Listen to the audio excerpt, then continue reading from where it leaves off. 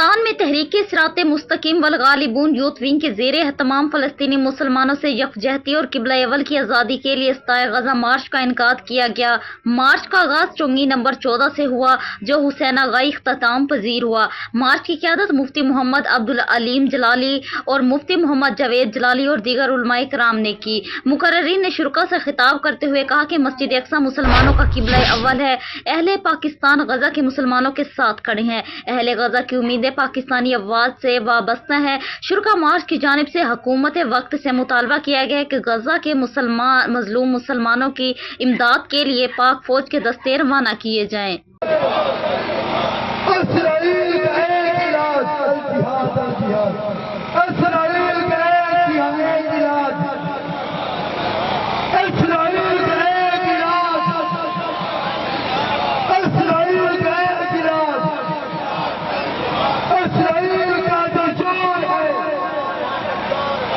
अमरीका